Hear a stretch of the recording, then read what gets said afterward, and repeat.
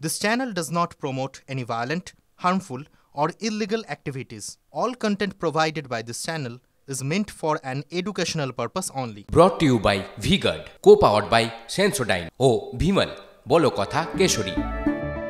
Associate sponsor Ultratech Cement।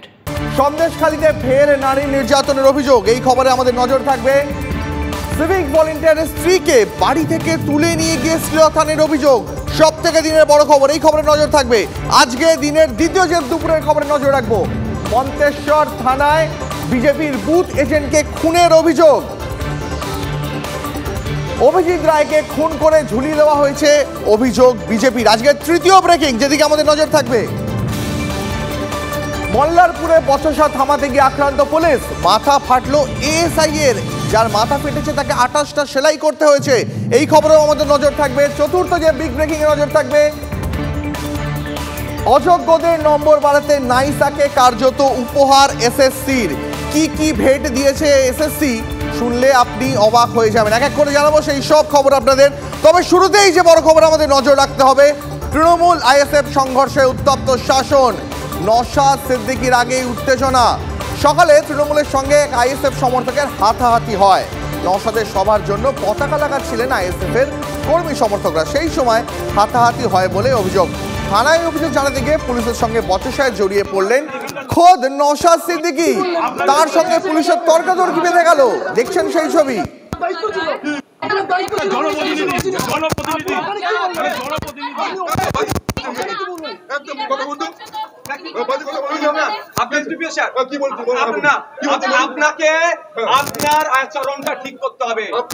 পাশাপাশি দুটি ছবি দেখাচ্ছি আপনাকে, একদিকে পুলিশের সঙ্গে নওশাদের বচসার ছবি, আর একদিকে তৃণমূলের পার্টি অফিসে ভাঙচুরের ছবি। অভিযোগের তীর আইএসএফ এর দিকে।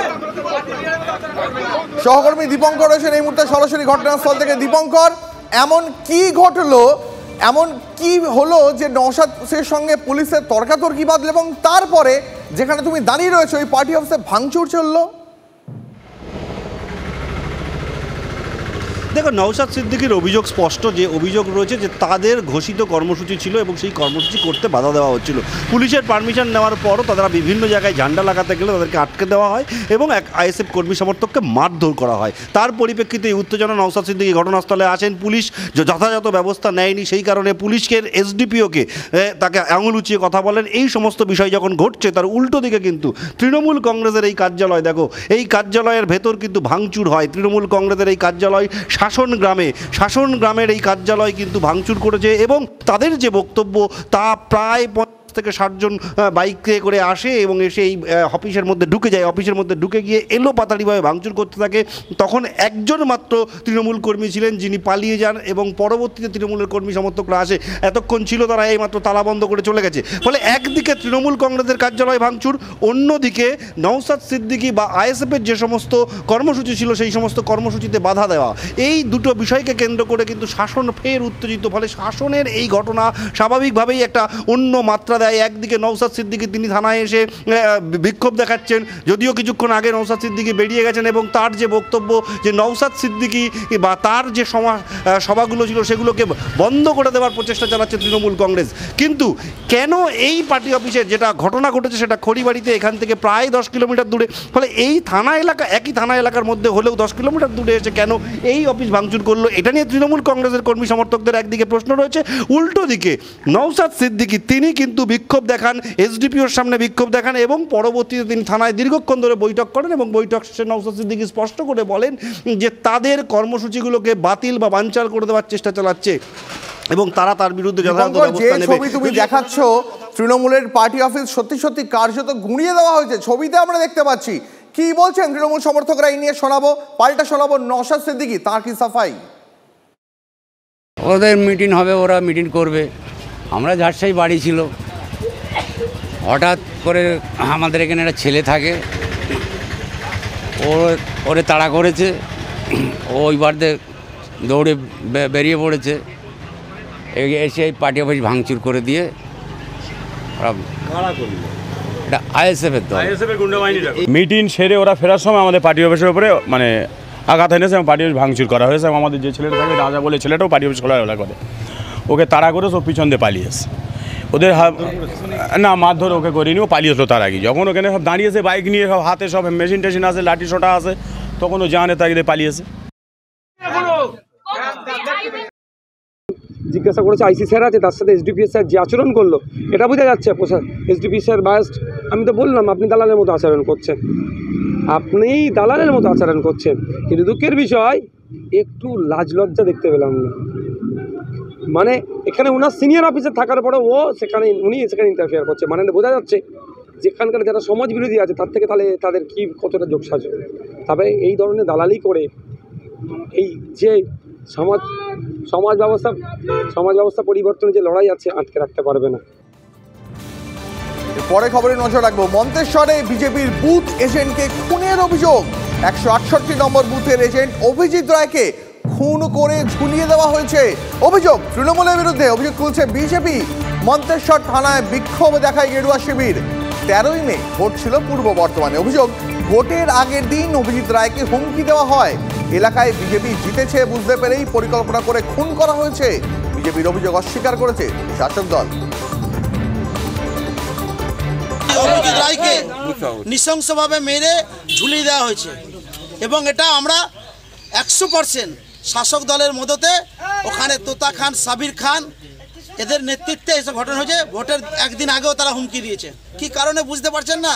যে এবছরকার যে ভোটটা হয়েছে সেখানে মানুষ ভোট দিতে পেরেছে, মানুষের যে ভোটার অধিকার সেটা প্রয়োগ করতে পেরেছে। ওরা নিশ্চিত বুঝে গেছে হারছে, তার জন্য এখন থেকে কর্মীদের মধ্যে ভয়ভীতি সন্ত্রাস সৃষ্টি করছে। একজন বুথ সভাপতি অভিজিৎ রায় এবং সে বুথে এজেন্টও বসেছিল, তার ঝুলন্ত দেহ পাওয়া গেছে কালকে। কিন্তু যেভাবে তার ঝুলন্ত দেহ পাওয়া গেছে সেটা কোনো আত্মহত্যার ঝুলন্ত দেহ নয়, এটা খুন করা হয়েছে। এই খুনের যারা গণতন্ত্রকে বিশ্বাস করে না, ভোট পরবর্তী হিংসা করে এত মানুষকে খুন করেছে, একই পদ্ধতিতে সেই দলদাস তৃণমূলের লোকজনেরাই এই খুন করেছে। পুলিশকে আমরা দাবি করছি যে তার সঠিক মৃত্যুর তদন্ত হোক এবং খুনিকে যেন অবিলম্বে গ্রেপ্তার করা হয়। মাত্র 4 দফার লোকসভা নির্বাচন এখনো পর্যন্ত মিটেছে, আর তার মধ্যেই রাজ্যের একের পর এক প্রান্ত থেকে খুনের, হত্যার, অস্বাভাবিক মৃত্যুর খবর আসছে। পরের খবর, গোসাবায় তৃণমূল সমর্থকের রহস্য মৃত্যু। বাড়ির কাছের বাগান থেকে ঝুলন্ত দেহ উদ্ধার। খুনের অভিযোগ তুলছে পরিবার। ঘটনাস্থলে সুন্দরবন উপকূল থানার পুলিশ।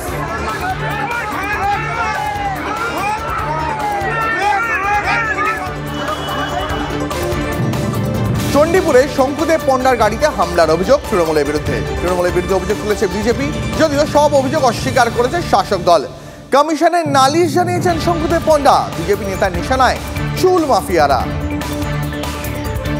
যে স্যাটেলাইট পুলিশিং সিস্টেমের মাধ্যমে তৃণমূল কংগ্রেস বিভিন্ন জায়গায় অনিয়ম বেনিয়ম করাচ্ছে, সেই বিষয়ে ইলেকশন কমিশনকে ইমিডিয়েটলি অ্যাক্ট করতে হবে এবং ব্যবস্থা নিতে হবে। আমি নিজে এফেক্টেড হয়েছি। আমায় কাল হয় মার্ডার কেসে ফাঁসিয়ে দেওয়া বা সরাসরি একটা ডেড বডি নিয়ে নোংরা রাজনীতি করার চক্রান্তে তৃণমূল লিপ্ত হতো। তাই স্পেসিফিক কমপ্লেন ইলেকশন কমিশনে জানাতে এসেছি যে এই ব্যবস্থায় আমার নির্দিষ্ট অভিযোগ যে পুলিশ আর এক শ্রেণীর হচ্ছে এসডিও, বিডিও আর ডিএমদের মতো লোকেরা জড়িত রয়েছেন। আপনাদেরকে সিরিয়াসলি এই ব্যাপারে অ্যাক্ট করতে হবে। বিজেপি নেতার ওপর হামলার ঘটনায় কি প্রতিক্রিয়া বর্তমান দুর্গাপুরের প্রার্থী দিলীপ ঘোষের, শোনাবো। বহু জায়গায় হচ্ছে কর্মীদের উপর হামলা, আমাদের ক্যান্ডিডেটের উপর হামলা, আমার উপরে একাধিকবার হয়েছে। হেরে যাচ্ছেন তো এখন দাঁত নখ বার করে ভয় দেখাবার চেষ্টা করছেন। পাবলিক ভয় পাচ্ছে না, সকাল থেকে এসে লাইনে ভোট দিচ্ছে। এখন যারা প্রচার করছে তাদেরকে চমকে ধমকে মানুষকে আটকাবার চেষ্টা হচ্ছে, কোনো লাভ নেই। Brought to you by V-Guard, co-powered by Sensodyne ও ভিমল, বলো কথা Kesari. Associate sponsor UltraTech cement.